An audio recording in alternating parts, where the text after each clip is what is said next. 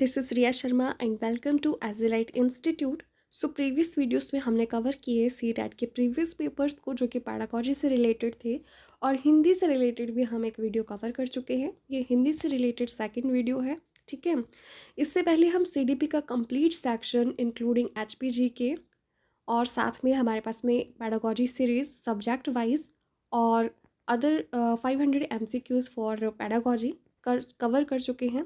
अगर आप उसमें इंटरेस्टेड हों तो हिंदी ग्रामर का हमने कुछ पोर्शन जो है वो कवर कर लिया है। आप उसको प्लेलिस्ट पे जाकर के देख सकते हैं। अगर वीडियो पसंद आए तो please subscribe Ezilight Institute, visit playlist, और जो भी सेक्शन आपको पसंद है या आपके इंटरेस्ट का है या आपको चाहिए आप उसको देख सकते हैं, ठीक है। इसके अलावा RS कॉर्नर पर 1 जनवरी से लेकर के अभी तक के करंट अफेयर्स और साथ में न्यूज़पेपर के हाइलाइट्स जो है वो अपलोडेड है। सो आपको जो भी पसंद आए आप उस हिसाब से उसको देख सकते हैं, ठीक है। तो विजिट कर सकते हैं, आपको लिंक जो है वो वीडियो के लिंक में ही मिल जाएगा। अब शुरू करते हैं आज की वीडियो को। सबसे पहला क्वेश्चन है हमारे पास में, निम्नलिखित में से गुरुमुखी पद में समास होगा, ठीक है। तो गुरुमुखी का सबसे पहले अगर हम विग्रह करें तो इसका मतलब होगा गुरु के समान मुख वाला, ठीक है। और हम जानते हैं कि जब हम क्या करते हैं, तुलना कर रहे होते हैं और आगे वाला शब्द जो है वो विशेषण होता है, पीछे वाला जो है वो हमारे पास में विशेष्य होता है, तो उसको हम किसकी श्रेणी में रखते हैं, बहुब्रीहि की श्रेणी में रखते हैं। तो ये हमारे पास में ऑप्शन नंबर 2 जो है वो करेक्ट हो जाएगा। गुरुमुखी, गुरु के समान मुख वाला हमारे पास में बहुब्रीहि समास है। नेक्स्ट क्वेश्चन है, निम्नलिखित में से सपृष्ठ संघर्षी व्यंजन है, ठीक है। ऑप्शन है ज, ठ, थ या फ, ठीक है। इनमें से ज जो है वो हमारे पास में ज जो है स्पृष्ट संघर्षी व्यंजन है। ऑप्शन नंबर 1 हमारे पास में करेक्ट हो जाएगा। नेक्स्ट क्वेश्चन है, उस शब्द समूह को चुनिए जो श्यामा शब्द के विभिन्न अर्थों को व्यक्त करता हो, ठीक है। ऑप्शंस है राधा, यमुना, कोयल। दूसरा है काली, कोयल, रात्रि। तीसरा है यमुना, रुक्मणी, राधा। चौथा है रुक्मणी, कोयल, रात्रि, ठीक है। तो 33वें क्वेश्चन का हमारे पास में जो करेक्ट आंसर है वो है पहला, राधा, यमुना और कोयल, ये तीनों नामों को श्यामा के नाम से जाना जाता है, ठीक है। तो श्यामा के विभिन्न अर्थों को व्यक्त करने वाले जो शब्द हैं वो है राधा, यमुना और Koel. Option number 1 is correct for question number 33। Move करते हैं नेक्स्ट क्वेश्चन की तरफ। तो सुरभि सुरभि युग्म का सही अर्थ युग्म है, ठीक है। सुरभि सुरभि युग्म का सही अर्थ युग्म है। ऑप्शंस है गाय कमल, सुगंध गंगा, सुगंधित दूध, सुगंध गाय, ठीक है। तो सुरभि सुरभि युग्म का जो सही अर्थ है वो है हमारे पास में ऑप्शन नंबर 4, ठीक है।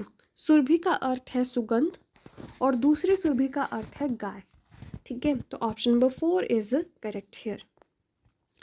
नेक्स्ट है हमारे पास में यण संधि का उदाहरण है। ऑप्शंस हैं अभ्यर्थी, नवोड़ा, शुभेच्छा या प्राप्तोदक, ठीक है। तो यण संधि का हमारे पास में इसमें से उदाहरण जो करेक्ट है वो है सबसे पहला अभ्यर्थी, ठीक है। अभ्यर्थी जो है वो यण संधि का उदाहरण है, ओके।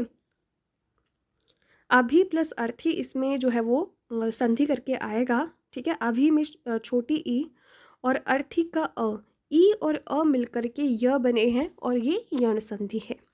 नेक्स्ट क्वेश्चन की अगर हम बात करें तो हमें गद्यांश को ध्यान से पढ़ना है और निम्नलिखित विकल्पों में से उचित विकल्पों को चुनना है, ठीक है। तो सबसे पहले गद्यांश को अच्छे से पढ़ लेते हैं। गद्यांश है हमारे पास में, महाभारत में कृष्ण से संबद्ध आख्यान भी है और प्रसिद्ध काव्य भगवत गीता भी, ठीक है। तो महाभारत में कृष्ण से संबद्ध आख्यान भी है और प्रसिद्ध काव्य भगवत गीता भी। गीता के दर्शन के अलावा इस ग्रंथ में शासन कला और सामान्य रूप से जीवन के नैतिक और आचार संबंधी सिद्धांतों पर जोर दिया गया है। धर्म की इस बुनियाद के बिना ना सच्चा सुख मिल सकता है और ना समाज में एका रह सकता है, ठीक है। किसके बिना, धर्म की बुनियाद के बिना। इसका लक्ष्य है लोकमंगल, किसी विशेष वर्ग का नहीं बल्कि पूरे विश्व का। लेकिन धर्म स्वयं सापेक्ष है और सत्यनिष्ठा, अहिंसा आदि जैसे कुछ बुनियादी सिद्धांतों को छोड़कर खुद समय और मौजूदा परिस्थितियों पर निर्भर करता है, ठीक है। ये सिद्धांत टिकाऊ हैं और अपरिवर्तनशील भी। परंतु इसके अलावा धर्म जो कर्तव्यों और जिम्मेदारियों का सम्मिश्रण है, समय के साथ बदलता है।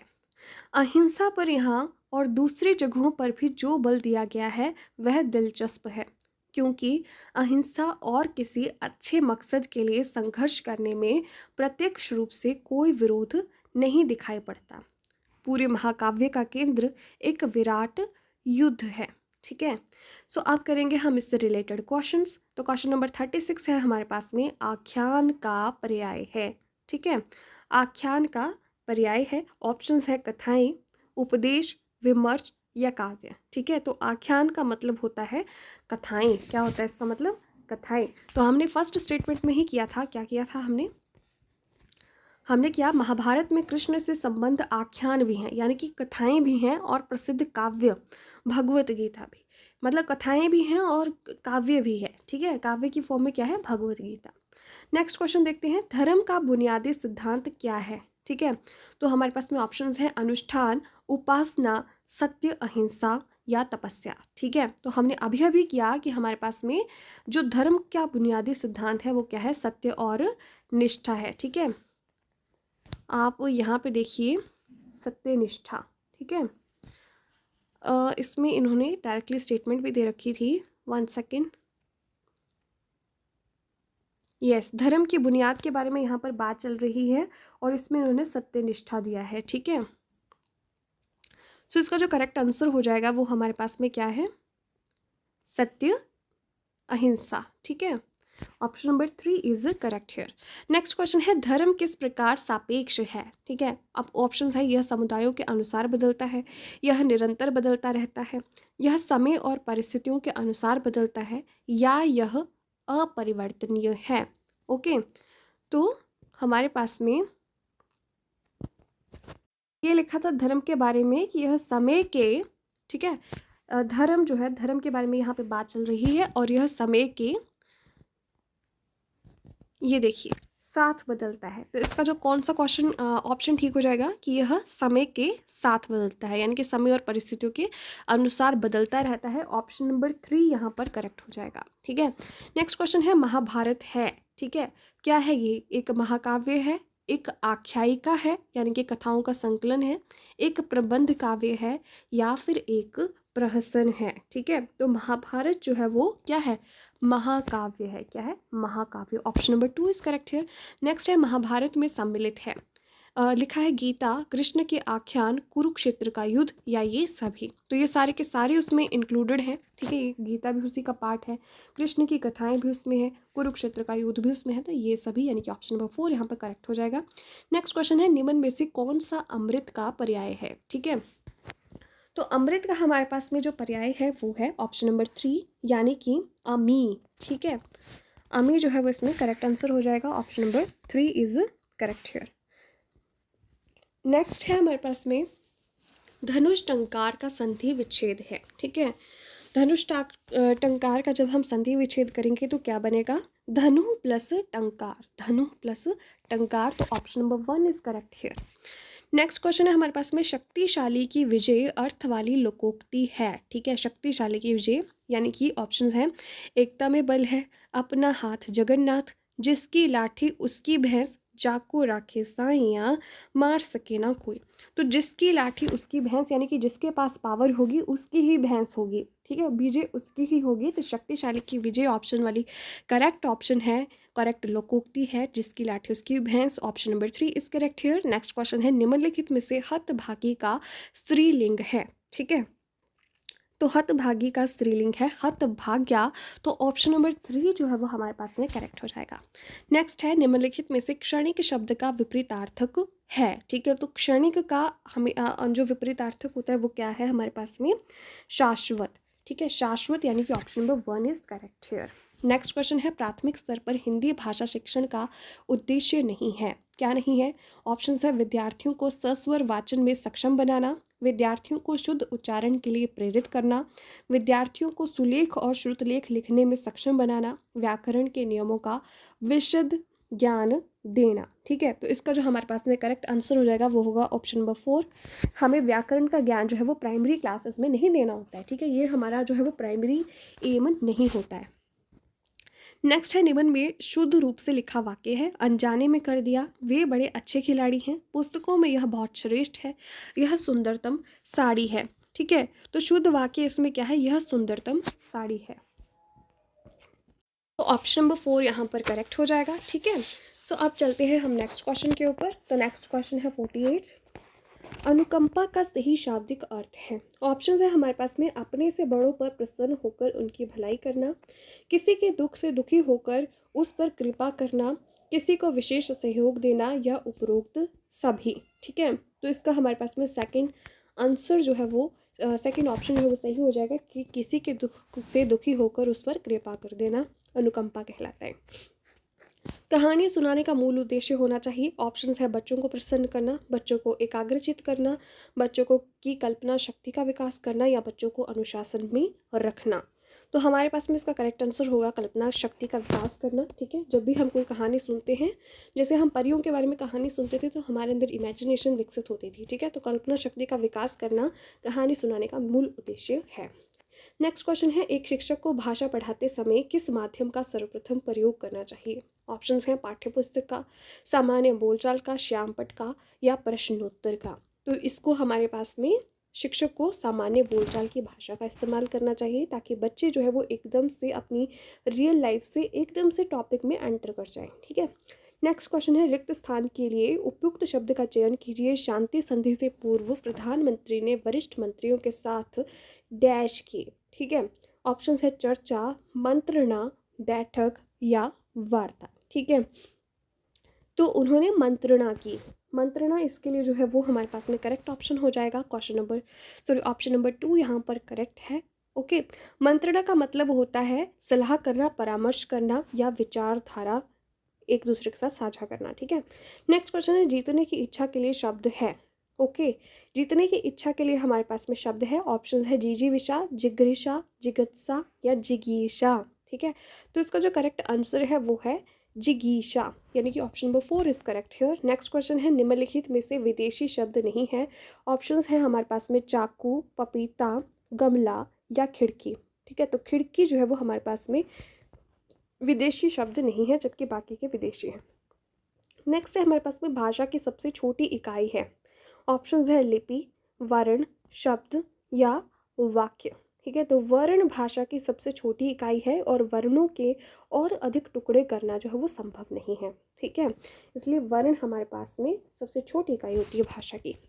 नेक्स्ट है, निम्नलिखित में से सही वर्तनी वाला शब्द है। ऑप्शंस हैं, अनिर्णित, आशीर्वाद, षष्ठम, या शहंशाह। ठीक है, तो इसमें सही वर्तनी वाला जो शब्द है वो है ऑप्शन नंबर 2, यानी कि आशीर्वाद। ठीक है, नेक्स्ट क्वेश्चन है, मानव में अप्रत्यय है, मानव में प्रत्यय है। ऑप्शंस हैं, अ, व, अव, नव। ठीक है, तो मानव में हमारे पास में जो प्रत्यय है वो है अ।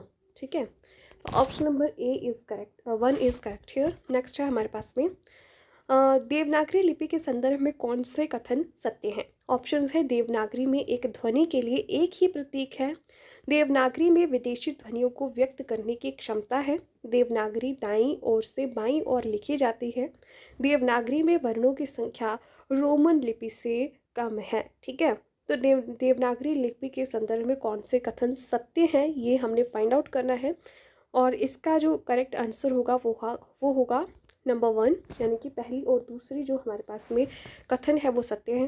देवनागरी में एक ध्वनि के लिए एक ही प्रतीक है, देवनागरी में विदेशी ध्वनियों को व्यक्त करने की क्षमता भी है। ठीक है, लेकिन इसको हम दाईं से बाईं ओर नहीं, बाईं से दाईं ओर लिखते हैं। ठीक है, और दूसरी चीज़ कि देवनागरी में वर्णों की संख्या रोमन लिपि से कम है, नहीं, रोमन लिपि से ज़्यादा है। ठीक है, नेक्स्ट क्वेश्चन है हमारे पास में, प्राथमिक स्तर पर बच्चे किस प्रकार की कविताएं पसंद करते हैं। ऑप्शंस है, जो तुकांत ना हो, जो कोई सीख देती हूँ, जो लयात्मक और गयात्मक हो, या उपरोक्त सभी। ठीक है, तो इसका जो हमारे पास में थर्ड क्वेश्चन है थर्ड ऑप्शन है वो सही है, ठीक है, कि जिसमें लय आए, लयात्मकता और ज्ञात्मकता हो, ऐसी कविताएं छोटे बच्चे जो है वो ज़्यादा इंटरेस्ट से सुनते हैं। नेक्स्ट है हमारे पास में कविता शिक्षण के अंतर्गत सिखाने का मुख्य उद्देश्य है। ऑप्शन है शब्द भंडार वृद्धि, भावों की अनुभूति, तुकबंदी का ज्ञान या रोमांच की अनुभूति, ठीक है। तो कविता शिक्षण के अंतर्गत सिखाने का मुख्य उद्देश्य हमारे पास में क्या रहता है, भावों की अनुभूति, ठीक है। इसमें कवि के भावों को जो है वो हम व्यक्त करते हैं और बच्चे भी उसको भावों से सुनते हैं, ठीक है। सो टीचर के इंटरेस्ट भी मैटर करता है, तो भावों की अनुभूति जो है वो कविता शिक्षण के अंतर्गत सिखाने का मुख्य उद्देश्य रहता है। लास्ट क्वेश्चन है, निम्नलिखित में से किस वर्ण का मूल उच्चारण हिंदी में प्रचलित नहीं है। ऑप्शंस है श्र, क्ष, री या श, ठीक है। तो इसका जो हमारे पास में थर्ड ऑप्शन है री, ठीक है, इसका मूल उच्चारण हिंदी में नहीं संस्कृत में प्रचलित है, ठीक है। Option number 3 is correct here. तो इसी के साथ में हमारा हिंदी का वीडियो भी खत्म होता है और इस तरीके से हम इसके क्वेश्चन आंसर्स को कर रहे हैं। आई होप आप पैसेज को भी अच्छे से कर पाए होंगे और क्वेश्चंस को भी समझ पाए होंगे, एडिशनल इन्फॉर्मेशन को भी आपने अच्छे से ग्रैस्प किया होगा और आप एज़लाइट इंस्टीट्यूट के अंतर्गत आने वाली जो वीडियोस हैं उनको अच्छे से सीख रहे होंगे। आपके जो भी व्यूज़ हो आप कमेंट सेक्शन में शेयर कर सकते हैं, आपके विचारों का स्वागत है, ठीक है। आप सब्सक्राइब करें एज़लाइट इंस्टीट्यूट को। अगर आपको वीडियो पसंद आती है तो लाइक करें, शेयर करें अपने फ्रेंड्स के साथ में बेल नोटिफिकेशन को ऑन करना ना भूलें। प्लेलिस्ट को ज़रूर विज़िट कीजिएगा और 12:30 बजे जो है वो हम वीडियो डेली अपलोड करते हैं, ठीक है।